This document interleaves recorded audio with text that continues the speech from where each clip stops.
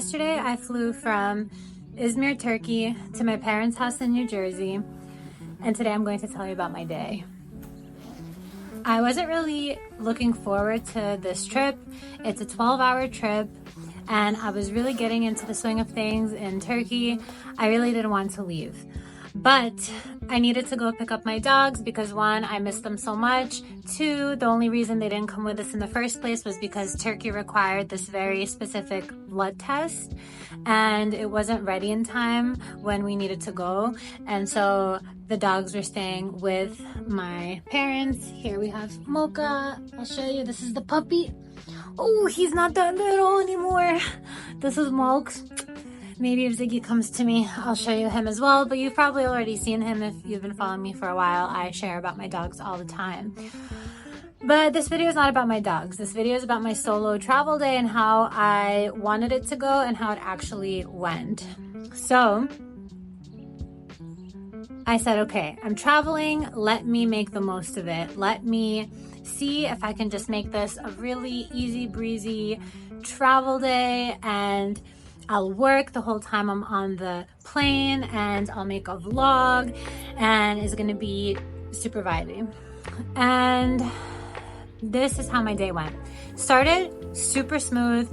I woke up in a great mood next to my boyfriend. He drove me to the airport. We were vibing, and then on the way to the airport, I'm like, let me just double check the flight times. And we thought the flight was at 12. And then I checked the flight time and it says 10:45 and it's 9:30 and we're still in the car.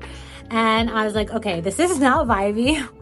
Luckily, I left with like many hours to spare because I love to get to the airport like super early. I think there's two types of people. There's like the people who really push the limit, and then there are the people who like camp in the airport. I'm an airport camper. So my boyfriend is like the other type of person. He's like, it's totally fine. You're getting there within the hour. The first flight is domestic. You'll be okay. And I get there and I'm like tapping. I'm like, everything's okay. Everything's going to be fine one way or another. If I'm looking over there, I'm just checking on my dogs to make sure they don't run away.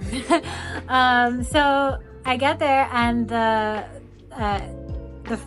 check-in desk is looking up my information and they're like, you're actually not on the plane. And I was like, what? He's like, let me look at your ticket. So I checked the old reservation. We changed my reservation from 10:45 to 12. And when I went to double check, I looked at the wrong one. So I was actually right on time.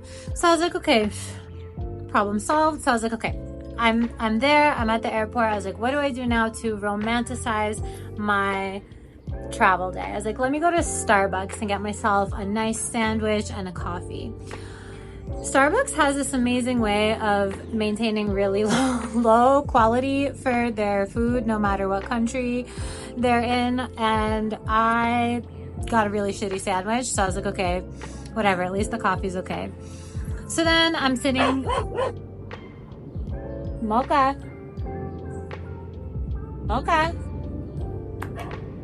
Chill out.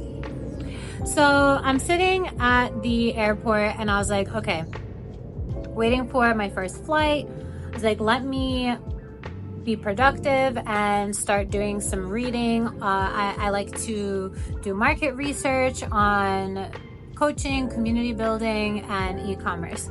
So I start exploring as I do, and then I just get hit with a wave of limiting beliefs and this negative thought loop spiral. So thoughts like, you don't know what you're doing, you're behind. And meanwhile, I'm trying to create a cute vlog and I'm like, I can't in good conscience take videos like I'm having an easy breezy, romanticize your life airplane travel day, when in fact I am spiraling right now. So let me just put a pause on this and take care of myself. And so what I did was I did a round of tapping, and then shortly after that I got on the airplane and I took a nice nap, and I woke up and I already felt better. So then I had a layover in Istanbul in the airport for like 4 or 5 hours. And within that time, instead of getting another like shitty sandwich, I decided to just get a ginger lemon shot and a mineral water to try and stay hydrated. By the way, the day started super nice with like my own homemade juice and coffee. It was a really great start to the day, and then it kind of started to like glitch. So actually the layover was really nice. I pulled out all of the tools from my toolkit. I got my steps in, so movement, I stretched. I read my book. I'm currently studying psychocybernetics. I've already gone through it from cover to cover, and now I'm just going back and like really looking deeper into the concepts, because I have a few books in my coaching framework and my life framework, such as the 4 Agreements, the War of Art, and now this book is definitely making it in there. So I got the messages that I needed from that moment, and I got some things for my family from the gift shop, and then I got on to the next flight. Now on the long flight, I wanted to work. I wanted to brainstorm. I'm working on the messaging for my community right now. And the week leading up to this travel, I was working a lot. Like one day I mentioned I worked like 12 hours straight, and I've just been really in this drive mode. And although I was working a lot, I didn't really feel a lot of movement from the work I was doing. So it kind of felt like I was in this hyperactivity mode where I was doing a lot and not really maybe like doing busy work, you know? So I said, you know what? I'm going to avoid the temptation of doing work for the sake of feeling productive. And instead, I watched 3 movies. I watched Iron Claw, Dream Scenario, then I slept, and then I woke up and watched A Man Called Otto. And I don't know if it's the airplane movie selection or something about the altitude, but I always cry when I watch movies in the movie theater, and I love to cry. As somebody who never cried in the past, and realizing how cathartic crying actually is, I had some good cries on this flight. And by the time that I landed, I was feeling so much better already. My dad picked me up from the airport with one of the dogs. I went and I had a big reunion with them, as if we didn't see each other for years. It had been like 3 weeks, maybe a month. And the next day was Monday, and I decided instead of getting right back into it, I would spend some more time on self-care, because there were days last week where I just woke up and got right to work, and that's not aligned with my values.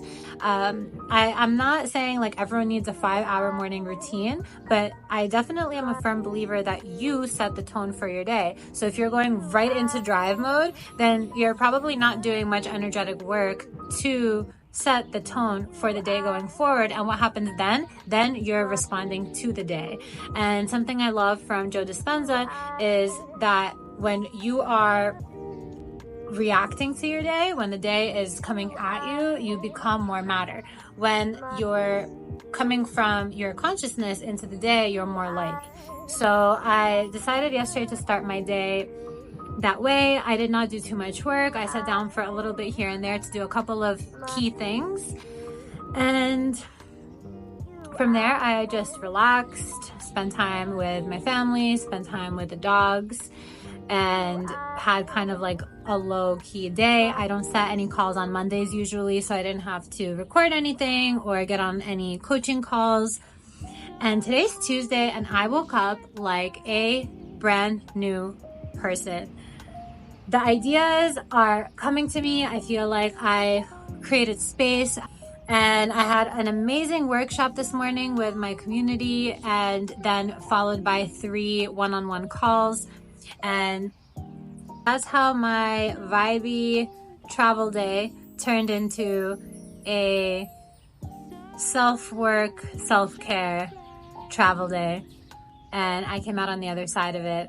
And today has just been a really good, flowy, high energy day where I feel really at peace. And just to give you some more insight to how I was feeling in my spiral, like I literally like wanted to quit.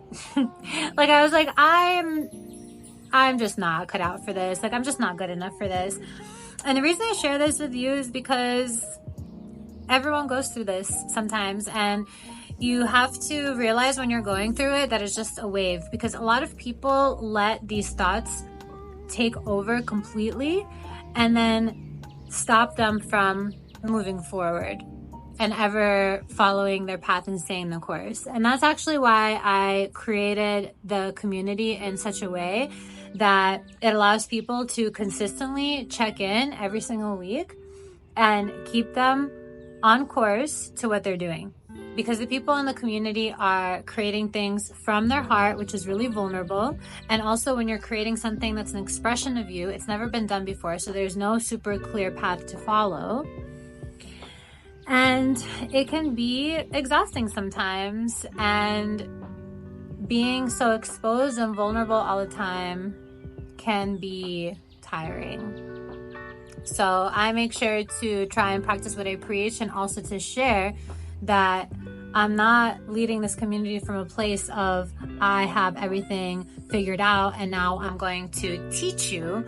It's from a place of I understand what this feels like because I also go through it, and I'm determined to this path. I'm committed to this path of living my purpose and creating a life that I love for myself.